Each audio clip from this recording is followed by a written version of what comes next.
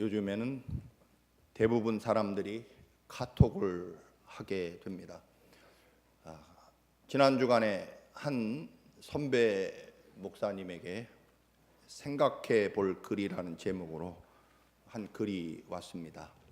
제목은 나는 누구에게 전화할까라는 글이었습니다. 내용은 이렇습니다. 우리 아버지에게 친구 한 분이 계십니다. 정말로 피를 나눈 형제보다 더 친한 친구이십니다. 그래서 자기도 아버지 친구를 늘 삼촌이라고 불러왔습니다. 그런데 이 아버지 친구분이 며칠간 병원에 입원하셨다가 87세의 나이로 숨을 거두기 1시간 전에 아버지에게 전화가 왔습니다. 친구야, 나 먼저 간다라는 마지막 인사였다고 합니다. 그 당시에 아버지는 허리와 무릎이 아파서 거동을 하지 못하셨고, 그래서 아버지는 그 전화를 받고 하염없이 눈물을 흘리셨습니다. 친구야, 나 먼저 간다라는 그 말 속에는 사랑하는 내 친구, 평생 내 좋은 친구라서 고마웠다라는 그런 감사의 표시가 들어 있었습니다. 또 움직일 수 없어 친구의 마지막 가는 길을 보지 못하는 그 아버지의 아픈 마음을 오히려 이해해주고 네 마음을 다 안다, 괜찮다 친구야, 천국에서 우리 다시 또 만나자라는 말이 들어 있었다는 것입니다. 그 전화를 받은 후부터 아버님은 폭포수 같은 눈물을 흘리셨고, 그리고 정확히 1시간 후에 아버지 친구의 아들이 아버님이 운명하셨다는 연락이 왔다는 이야기입니다. 내가 하나님 앞에 갈 때가 되었다라는 생각이 드는 그 순간에 나 먼저 가네라고 작별 인사를 하고 갈 수 있는 친구, 그런 친구 한 사람만 있어도 그 삶이 대단히 괜찮다는 생각이 들었습니다. 이 이야기 끝에 그런 질문이 붙어 있었습니다. 너는 누구에게 전화를 할 건데? 라고 묻습니다. 그 유명한 함석헌 씨가 쓴 시 중에 그런 한 사람이 있는가라는 그런 내용의 시가 있습니다. 먼 길 떠날 때 처자식 기꺼이 맡길 수 있는 그 한 사람이 있느냐, 혹은 죽음의 자리에서 그래도 저 친구가 더 세상에 도움이 되고 필요한 사람이니 내 목숨 걷어가고 저 친구만은 살려주시게라고 말할 수 있는 그런 친구가 있느냐라고 하는 그런 글과 같을 것입니다. 여러분은 누구에게 전화해서 나 먼저 간다 친구야라고 말할 수 있겠습니까? 저는 물론 육신적으로는 목사 친구가 하나 제 개인적으로는 있고요. 또 평신도 친구가 여러분도 알겠지만 평신도 친구 하나가 아마 제가 하나님 앞에 가기 직전에 시간이 있다면 친구야, 나 먼저 간다, 천국에서 만나자라고 그렇게 말할 수 있을 것입니다. 그러나 오늘 여러분에게 그런 육신의 친구 말고 정말로 영원히 우리와 함께 하시며 그리고 우리가 마지막에 말할 수 있는 친구를 여러분에게 분명코 소개합니다. 누굴까요? 두말할 것도 없이 우리에게 찾아오신 예수 그리스도이십니다.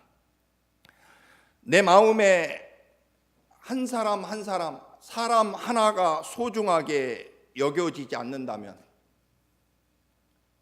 친구야 먼저 갈게라고 그렇게 말할 수 있는 친구가 없다면 여러분은 지금이라도 발걸음을 멈추고 주변을 돌아보아야 한다는 것입니다. 멈추면 보인다는 유명한 말이 있습니다. 그리고 거기에 덧붙여서 사랑하면 보인다는 말도 있습니다.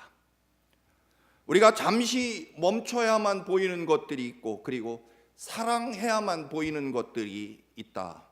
사실은 우리가 멈추고 사랑하면서 보기 시작하면 너무나 소중한 그리고 많은 것들 그리고 소중한 사람들이 우리에게 분명히 우리 주변에 있음에도 불구하고 우리는 그것을 못 보고 끝까지 다른 곳, 먼 곳을 찾아다닙니다.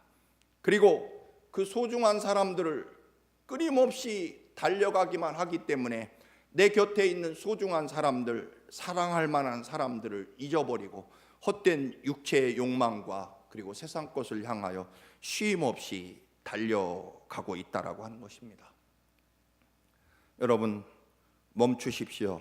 아마 크리스마스 성탄절이 주는 가장 소중한 의미 중에 하나는 우리의 삶을 잠깐 멈추어 보고 내가 사랑할 만한 사람 혹은 나를 사랑하는 사람이 누구인지 잠시라도 찾아보는 시간이 바로 성탄절이라 생각을 해봅니다. 그 중에 우리를 위해서 죽으려고 베들레헴 마구간 그 천하고 낮은 곳에 사람의 몸을 입고 영원히 우리와 함께 하시기 위하여 찾아오시는 우리의 친구, 영원히 변하지 않는 친구이신 하나님이시면서 사람이 되신 우리 주 예수 그리스도가 계시다라고 하는 것입니다. 예수님이 오실 때 로마 황제가 세계를 지배하고 있었습니다. 로마 당국은 군대를 모으고 그리고 세금을 거두어 드리려고 호적을 정리하라는 명령을 내립니다. 그래서 모든 로마가 지배하는 땅에 사는 사람들은 자기 고향에 가서 출생신고를 하고 호적을 정리해야만 합니다. 전 세계가 아마 요란 법석으로 난리가 났을 것입니다. 왜냐하면 모든 사람이 고향에 가서 호적을 정리해야 되는 세상이 소란하고 시끄럽습니다. 요셉과 마리아도 갈릴리에서 베들레헴, 그 베들레헴은 어떤 동네인지 아십니까? 다윗 왕이 태어난 곳이죠. 이스라엘의 가장 위대한 왕, 그리고 거의 메시아의 모습처럼 이스라엘 사람들에게 생각되는 그 다윗 왕이 태어난 베들레헴에 이제 출생 신고를 하러 갑니다. 사실은 로마 황제의 명령에 의해서 출생 신고 호적 정리를 하러 가는 길이었지만 그 길은 메시아가 탄생하는 길이었다라고 하는 것입니다. 여러분, 우리들의 삶이 하나님의 특별한 엄청난 하늘에서 하늘문이 열리고 천둥 번개가 치면서 정말 우리가 상상할 수 없는 놀라운 현상이 일어나면서 하나님의 역사가 일어나는 것이 아니라 많은 경우에는 늘 세상이 돌아가는, 그리고 세상이 주어지는 그런 삶의 여정에서, 그리고 늘 우리들이 만나고 부딪히는 그 사람 속에서 하나님의 역사와 구원의 일이 이루어진다라고 하는 것입니다. 그래서 여러분 옆에 계신 분이 소중한 것입니다. 잠시 멈추고 옆에 분에게 한번 말씀에 연습해 보시기 바랍니다. 나 먼저 갈게, 친구야. 싫으십니까? 그러면 저한테 하십시오. 목사님, 저 먼저 가겠습니다. 그것도 이상합니까? 그럼 제가 여러분에게 말씀드릴게요. 청함교회 성도 여러분, 저 먼저 가겠습니다. 아멘 하는 건 또 무슨 말씀입니까? 여러분, 로마 황제가 호적 명령을 내리는 세상적인 정치와 세상적인 권력의 활동이죠. 그것에 따라서 가다가 메시아가 탄생했다는 것입니다. 사람들이 보기에는 그냥 세상에 되어지는 일, 그 흐름 속에서, 그 분주함 속에서 메시아가 베들레헴에까지 가서 거기에서 탄생하시게 됐다는 것입니다. 마리아는 사실은 그냥 이름 없는 갈릴리 한 시골 마을에 보통, 그리고 대단히 사실은 어린 처녀이죠. 보잘것없는 천한 동네 가난한 보통, 그리고 보통보다 약간 어린 처녀 아이가 아기를 낳게 됩니다.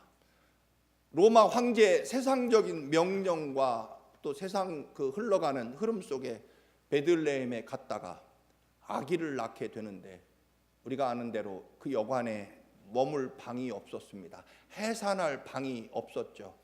그리고 여관 주인은 이미 방이 가득 차 있고, 그리고 돈이 아까워서 막 출산하는 산모에게 방 한 칸 내주지 않습니다.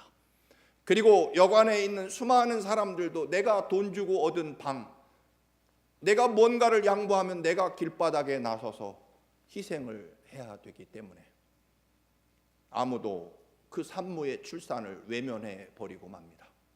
모두가 다 돈과 편안하고 따뜻한 방을 내드리기 싫어서 결국은 마리아는 마구간에서 출산을 하게 되고, 우리의 하나님은 사람의 몸을 입고 사람을 구원하려고 이 땅에 오신 구세주 메시아는 결국 마구간 짐승들의 우리에서, 그리고 구유를 요람으로 삼아서 거기에서 탄생하시게 됩니다. 세상 사람들은 호적과 그에 따르는 분조함으로 소란했고, 그리고 한 이름 없는 처자가 해산하는 것이 그것이 메시아의 탄생인 줄 알았더라면 마구간 여관의 주인과 그리고 그 여관에 머물렀던 사람들은 설마 그렇게 하지는 않았을 것입니다. 그냥 이름 없는 처녀가 호적 정리하러, 우리와 똑같은 입장에서 호적 정리하러 왔다가 출산을 하게 되는, 그래서 아마 조금쯤은 양심의 가책을 받고, 이거 내가 이렇게 따뜻한 방 안에서 저 산모가 출산하는 것을 모른 척 해야 되나 하고 양심의 가책과 고민은 하고 있었을지 모르지만, 언제나 우리는 말씀을 드립니다만 마지막 선택이 하나님, 그의 하나님이라는 것입니다. 따뜻한 방골에 내가 돈 주고 어렵게 구한 여관방이 더 소중하면 그의 신은 여관방 따뜻한 아랫목일 뿐이고, 그리고 그를 위해서 기꺼이 내 방을 내어드리고 나는 마구간 구유로 내려간다면 그의 하나님은 결국 예수 그리스도가 될 것입니다. 그것은 언제나 말씀을 드리는 대로 우리가 아무리 양심의 가책을 받고 고민을 하고 갈등을 해도 결국 마지막 하나님을 선택하고 그리고 하나님께 내 삶의 자리를 내어드리느냐 아니냐가 결국 내 하나님이 누구냐를 결정하는 것이지. 여러분, 굉장히 고민하고 갈등하고 생각이 많고 여러 가지로 판단을 많이 한다고 해서 여러분이 믿음이 좋다고 착각해서는 안 됩니다. 결국 여러분이 최후의 마지막, 지난주에 말씀드린 것처럼 밀가루를 엘리야 선지자의 말씀에 선택드리면 그가 믿는 것은 하나님일 것입니다. 오늘 그렇게 평범한 처녀가 평범한 그런 세상의 그런 그 로마 황제의 명령에 따라 사람들이 다 하는 호적 정리를 하는 일상의 그런 삶과 소란함 속에서 하나님이 오셨다. 그래서 그 누구도 하나님을 알아보지 못합니다. 바로 자기를 위해서 죽으러 오신 예수 그리스도를 알아보지 못한다. 이것은 성탄을 수천 번 맞이하는 우리 인류와 더 나아가서는 우리들 자신에게도 여전히 해당하는 말일 것입니다.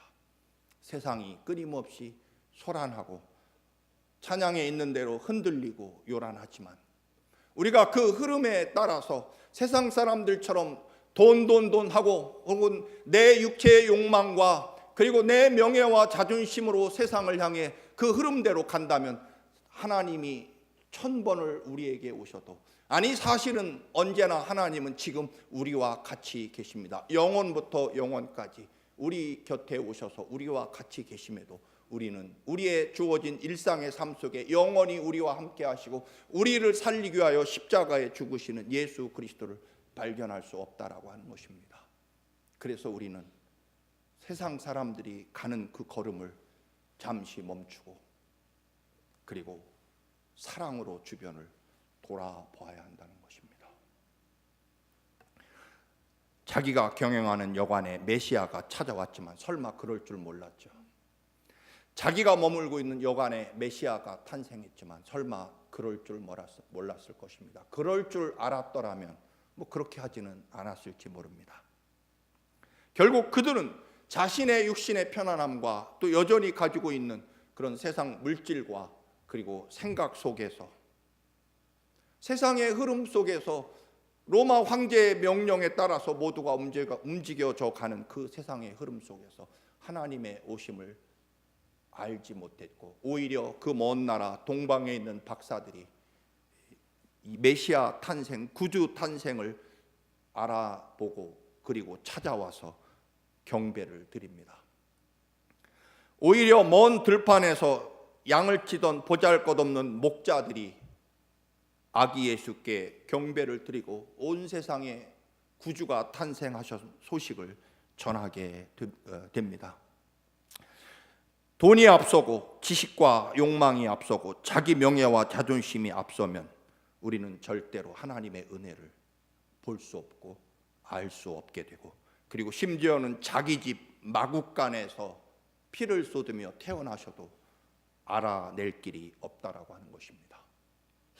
고린도전서 1장 27절에서도 바울은 같은 진리를 말씀합니다. 하나님께서는 세상에 미련한 것들을 택하셔서 지혜 있는 자들을 부끄럽게 하십니다. 세상에 약한 것들을 택하셔서 강한 것들을 부끄럽게 하십니다. 복음은 온 백성에게 미칠 기쁨의 좋은 소식이고 그 복음에서 제외될 사람은 한 사람도 존재하지 않습니다. 때문에 우리는 성탄절에 결국은 우리의 마음을 낮추고 비워야 된다라고 하는 것입니다. 아기 예수의 탄생이 왜 그렇게 소중하고 또 꼭 우리에게 그 탄생이 의미가 있어야 되는 이유는 무엇일까요? 그것은 하나님께서 예수 그리스도의 탄생을 통해서 우리에게 꼭 알려주시고 싶은 것이 있기 때문일 것입니다. 그것은 다름이 아니라 임마누엘입니다. 얘들아, 내가 너희와 같이 있을 것이다. 사랑하는 성도 여러분, 수많은 선물이 오고 가겠지만 이번 성탄절이야말로 하나님이 여러분에게 오십니다. 하나님이 당신을 찾아오셨습니다라고 하는 이 구원의 선물을 전하시는 여러분이 되시기를 축원합니다. 정작 하나님이 찾아오셨지만 그 소식이 예루살렘에 전해졌을 때 그들은 기뻐하기보다는 발칵 온 세상이 경악하고 뒤집혀지게 됩니다. 진짜 메시아가 옴으로 그들은 알게 됩니다. 이제 우리 시대는 끝났다는 것을 말입니다. 그래서 헤롯 왕은 베들레헴 주변의 2살 아래의 사내 아이들을 모조리 죽이도록 하게 명령을 내립니다. 메시아가 오신다는 것은 결국 현재 자기를 내려놔야 된다는 것을 헤롯은 더 잘 알고 있었기 때문입니다. 사랑하는 성도 여러분, 우리의 삶 속에서 하나님이 내게 오십니다. 왜 오실까요? 우리 살리려고, 우리에게 은혜 주시려고. 더 구체적으로 말씀을 드리면, 여러분, 주님은 알고 계십니다. 무엇을요? 지옥이 얼마나 처참하고 고통스럽고 끔찍스러운 곳인지 주님은 알고 계십니다. 그래서 내 사랑하는 자들이 절대로 그들의 죄악 때문에 지옥에 오게 할 수 없으셔서, 얘들아, 내가 가서 너희 대신 죄값을 치루어주고 너희 대신 죽을 것이다.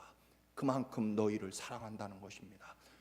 다른 세상의 다른 종교의 신들은 너희들이 고난을 경험하고 수행을 쌓고 덕을 쌓아서 신이 있는 내 곳으로 와야 된다라고 말하지만, 우리 하나님은 얘들아, 너희들은 거기 있어라.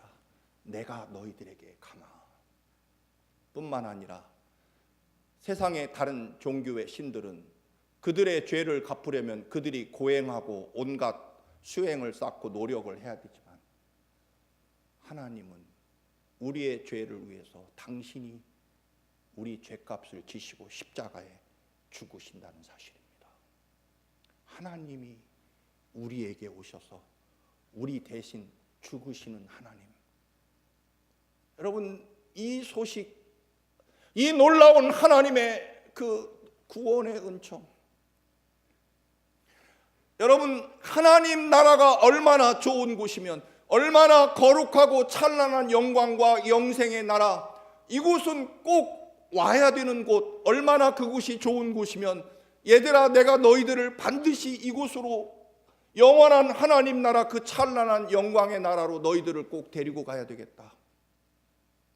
그런데 너희들의 죄값 때문에 올 수 없다면 내가 십자가에 너희 대신 죽을 것이고 내가 피를 쏟으며 너희 살려서 꼭 그 영원하고 찬란한 천국으로 너희들을 꼭 데리고 가야 되겠다.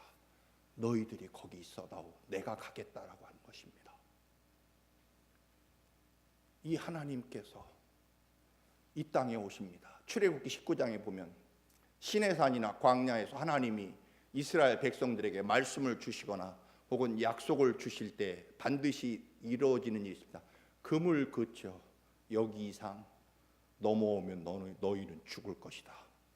그래서 이스라엘 백성들에게 선을 그어놓고 그 거룩하고 존귀하신 하나님 앞에 감히 갈 수 없고 그 이름도 부를 수 없을 만큼 존귀하고 거룩하신 하나님이 결국은 하나님의 모든 것을 버리시고 포기하시고 내려놓으시고 마구간 짐승들의 그 우리의 그 처참하고 더러운 곳에 말밥통에 우리와 같이 사람이 되셔서 빌립보서에 있는 대로 종의 형상을 입으셔서 우리 살리려고 우리에게 찾아와셔서 우리와 같이 되어 주셨다라고 하는 것입니다. 그것은 2000년 전 갈보리 십자가 위에서 이루어진 구원의 은총이고요. 또 앞으로 우리에게 주실 영원한 하나님 나라, 이 땅과는 감히 비교할 수 없는 영원한 하나님의 그 놀라운 은총과 구원의 나라에 우리를 꼭 데리고 가시려고 우리 대신 속죄 제물이 되셔서 십자가에 그 모욕과 멸시를 당하신 생명을 바쳐 끝까지, 한마디로 말하면 내가 무슨 일이 있어도 내가 너희 대신 죽어서라도 너희를 결코 포기하지 않는다라고 하는 뜻입니다. 그 하나님이 그 구원의 역사를 이루기 위하여 우리에게 찾아오시는 날, 그날이 바로 성탄의 날이십니다. 하나님이 철저하게 지키시던 그 존귀하심과 거룩하신 하나님의 이름을 기꺼이 내려놓으시고 짐승들의 똥냄새가 나는 그 더러운 마구간 구유에서 사람의 몸으로 오셨다라고 하는 것입니다. 그동안 붙잡고 지키셨던 하나님의 모든 거룩함과 존귀함을 스스로 비우시고 버리시고 내려놓으시고 결국 성탄을 통해서 우리는 그 하나님의 그 거룩하고 절절한 지극한, 제가 좋아하는 대로 지독하게도 우리를 사랑하시는 그 존귀하신 하나님의 사랑, 그것을 영접하는 날일 것입니다. 그것은 결국 우리도 우리 것을 비우고 내려놓고 마구간으로 우리가 내려가지 않으면 하나님은 1000번을 오셔도 우리는 알아보지 못할 것입니다. 사랑하는 청함교회 성도 여러분, 예수님의 별명이 무엇입니까? 세리와 죄인들의 친구. 예수님은 사람들에게 그렇게 불리셨습니다. 하나님의 아들이라는 그 거룩한 호칭과 함께 세리와 죄인들의 친구이신 주님, 어디까지 낮아지십니까? 그 이름만 불러도 죽임당하는 그 거룩하신 하나님이 마구간 구유에까지 낮아지십니다. 우리는 종종 마리아의 믿음과 요셉의 너그러움이 구원을 이루었다고 착각합니다. 물론 마리아의 믿음과 요셉의 너그러움으로 하나님 나라가 이루어지는 요소가 하나의 작은 동기는 되지만, 그러나 그게 아니라 하나님의 처절한 낮아지심과 우리를 사랑하기 위해 모든 것을 버리시는 하나님의 그 희생의 사랑이라는 것입니다. 주님은 마구간 구유에 태어나셨고 우리 위에 십자가에 죽기 위해 태어나셨습니다. 그래서 우리는 그 소란하던 세상의 모든 삶의 길에서 여전히 돌아보면 우리 곁에 지금 우리의 삶 곁에 와 계신 메시아를 문을 열고 내 삶을 내어드리고 영접해야만 된다는 것입니다.